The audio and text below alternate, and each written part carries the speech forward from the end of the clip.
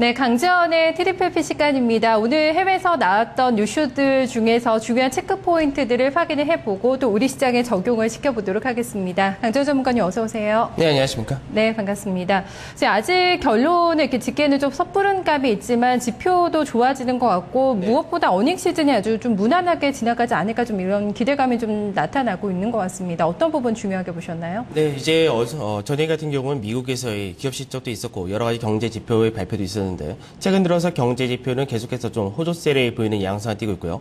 지난주만 하더라도 이제 미국의 기업 실적들에 대해서 상당히 좀 우려감이 크게 작용했었는데 이번 주 같은 경우는 이제 기업들의 실적이 어느 정도 양호하게 전개가 되면서 어닝 시즌에 대한 오히려 기대감도 형성되고 있다라고 보시면 될 것 같습니다.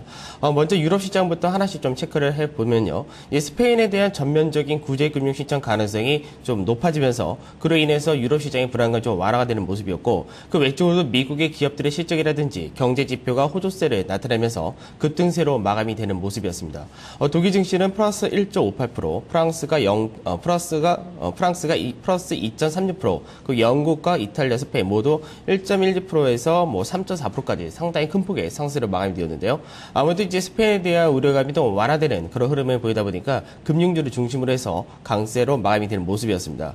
이제 미국도 마찬가지로 유럽의 이런 호재에다가 이 기업들의 실적도 상당히 좋게 나왔고요. 그리고 경제 지표 역시도 다 좋게 나오면서 전반적으로 시장에서 모멘텀이 충분히 형성이 되면서 상승폭을 확대해서 마감이 되는 모습이었습니다.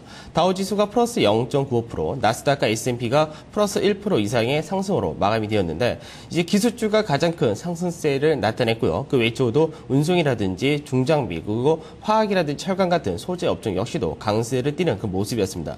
반면에 최근 들어서 이제 실적이 마무리된 은행주 같은 경우는 소폭의 약세로 마감이 되는 모습이었습니다. 네. 지금 저성장 여건에서 금융기관들이 은행주가 호실적을 내고 있습니다. 물론 예상보다 좀 좋아진 수준에서 지금 실적이 나온 건데요.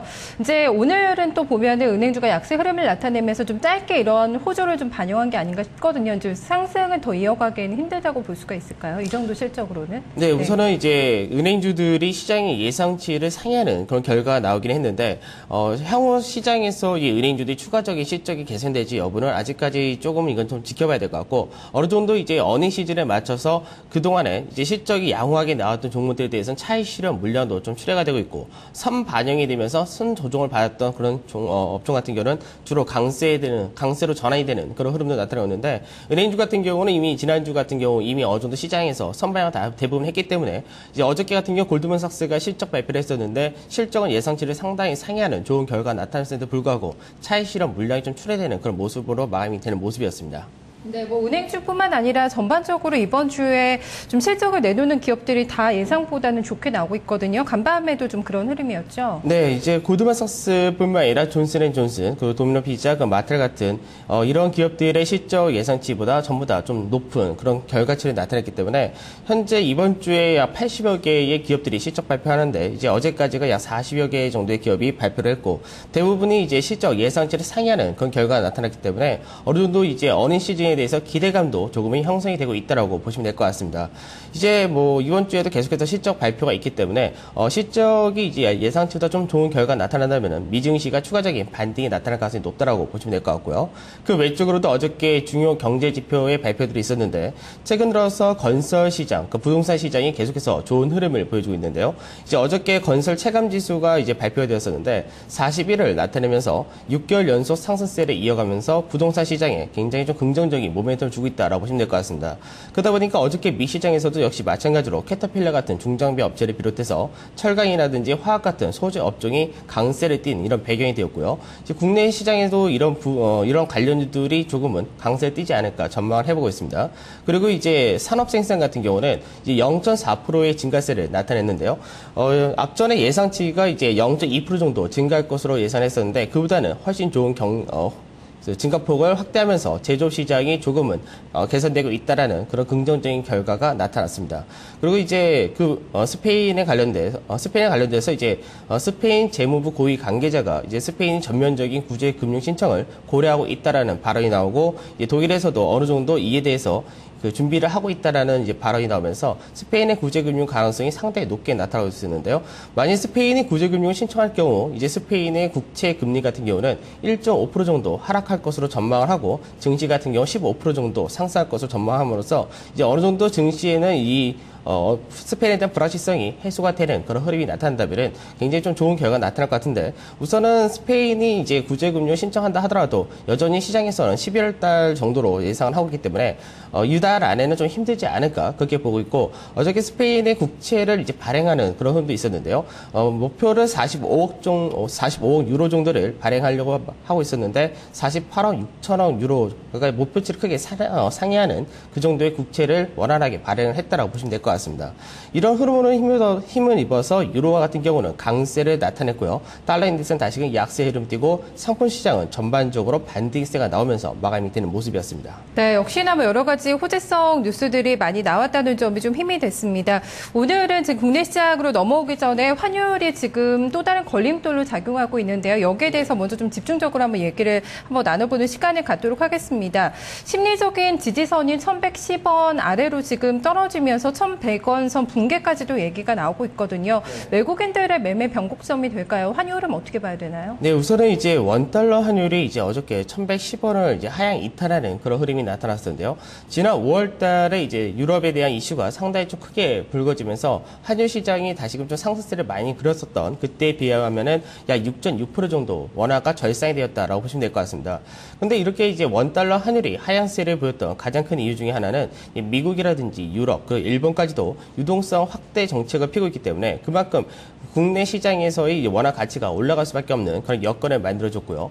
최근 들어서 국내의 이제 수출이라든지 이 부분이 조금은 위축이 되고 있다고는 하지만 여전히 국내 무역 수지는 흑자 기조를 유지하고 있다는 점, 그리고 최근 들어서 국가 신용 등급도 역시 상향이 되었기 때문에 이런 부분들이 이제 외국인들이 계속해서 국내 시장에 주식이라든지 채권을 매입할 수 있는 배경이 된다는 점에서 결국은 이런 부분이 원화의 강세를 불러오고 있다라고 보시면 될 것 같습니다.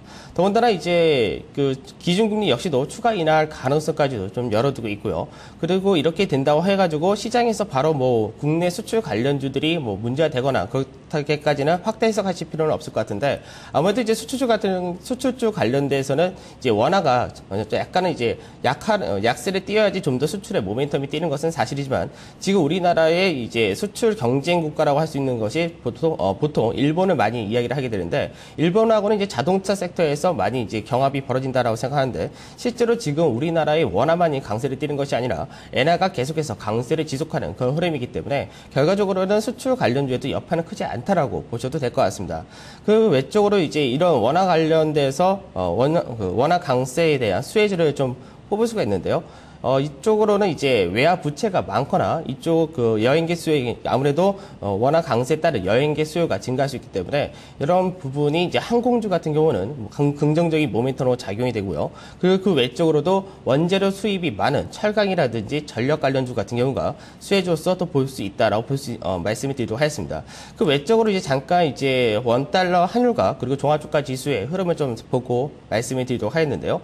사실 이제 원달러 환율과 이제 종합주가 지수 같은 경우는 약간은 역의관계다라고 보시면 될 것 같습니다. 사실 실제적으로 원화가 강세를 띠게 되면은 우리나라 수출은 좀 약화될 수도 있겠지만 실제적으로 유동성이 들어온다는 점에서 외국인들의 매수세가 유입이 되고 그때마다 증시는 고점을 상승세를 보였던 그런 흐름이 있었는데요. 지금 현재 원달러 환율 같은 경우는 이제 1110원으로 연중 최저치를 갱신을 한 그런 모습이 나타나고 있지만 종합주가 시장은 그렇게 따라가지 못하고 있다는 거죠. 앞전까지의 흐름을 보게 된다면은 종합주가 지수의 고점과 원달러 환율의 저점이 거의 여기 관계가 정확하게 나타나는 흐름이 나타나고 있는데 지금 최근 들어서는 여기 부분에서의 약간 디커플링이 일어나고 있다라고 보셔야 될 것 같은데 이 부분은 이제 주식시장에도 외국인들 자금이 앞전에 들어오긴 했었지만 최근 들어서는 채권 시장의 자금이 좀 더 유입이 되다 보니까 주식시장의 상승은 좀 작게 형성되었고 그리고 채권 시장이 오히려 자금이 유입되면서 원달러 환율이 더 하락세를 크게 보였다라고 보시면 될 것 같습니다. 하지만 원달러 환율이 이렇게 하락을 하게 된다면은 주식시장도 이제 추가적인 상승세를 보일 가능성이 좀 높다는 점을 좀 염두를 해두셔야 되고 그리고 외국인 같은 경우는 이런 환차익을 볼 수 있는 구조로 이제는 진입이 되었기 때문에 외국인들의 차익 실현 물량이 조금은 관건이 되게 되는데요. 아직까지 시장에서 유동성이 충분히 더 들어올 수 있는 여력이 높다는 점에서 아직까지는 이제 외국인들의 차익 실현 물량에 대해서는 크게 우려할 필요는 없을 것 같습니다. 네. 그렇다면은 지금 환율 하락의 추세적, 그러니까 원화 강세가 약간 추세적인 흐름을 타고 있는 시점에서 이 내수주 쪽에 대한 비중을 늘려야 되는 건가요? 아니면은 이걸 좀 덜 감안을 해서 조금 약간은 좀 무시한다고도 할 수가 있을까요? 유동성을 얘기를 해주셨는데 경기 민감주 쪽을 조금 더 가서 좀 접근을 해보는 게 더 유리할까요? 지금 이제 원달러 환율만 가지고 이야기를 한다면은 사실 내수주 섹터와 경기 민감 섹터 두 개 다 이제 긍정적이다라고 보셔야 될 것 같은데 우선은 이제 내수주 같은 경우는 아무래도 원자재를 수입해서 가공을 하기 때문에 그렇게 될 경우는 수입 단가가 떨어진다는 점에서 어느 정도 비용의 감소가 이익의 증가로서 이어지는 모습이 바로 내수주 섹터이고요. 그 다음에 수출주 같은 경우는 이제 아무래도 환율에 대해서는 좀 이제 모멘텀 좀 덜하긴 하지만 최근 들어서 미국의 경기 회복이라든지 중국의 4분기 성장성이라든지 이런 부분을 놓고 본다면은 역시 경기 민감주도 상당히 좀 관심 가셔야 되기 때문에 어느 정도 비중을 양쪽 다 좀 어느 정도 이제 좀 둘 다 관심을 가지시고 움직이시는 것이 좋지 않을까 그렇게 보고 있습니다. 네, 알겠습니다. 환율 움직임을 잘 체크를 하시면서도 전략성의 변화도 좀 같이 고민해 보셔야 될 것 같습니다.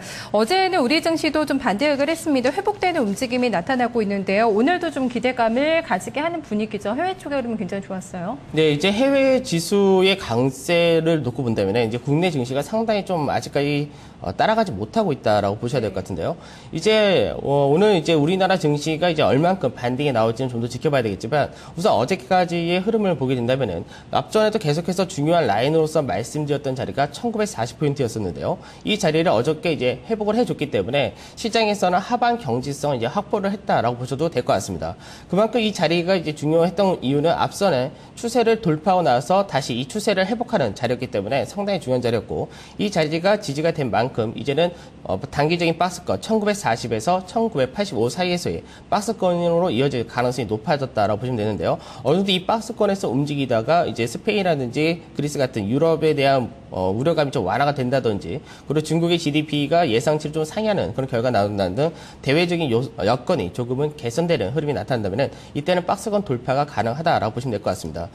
그리고 이제 시장에서 이제 아무래도 이제 외국인들의 최근 들어서 매도세가 좀 약화되었다는 부분이 조금은 긍정적으로 볼 수 있을 것 같은데 오늘 같은 경우는 이제 환율이라든지 이런 흐름이 긍정적으로 작용될 가능성이 높기 때문에 외국인들의 매수세를 조금은 기대해 볼 수 있을 것 같고요. 기관 투자자들이 최근 들어서 어느 정도 이제 수급의 변화가 나타나는 그런 모습입니다. 어제 같은 경우도 투신권에서는 매도세가 그대로 나타난 모습이었지만 매도 규모는 최근 들어서 가장 작은 규모를 나타냈고요. 연기금 같은 경우는 매수세가 확대되는 그런 흐름을 보여주고 있었습니다.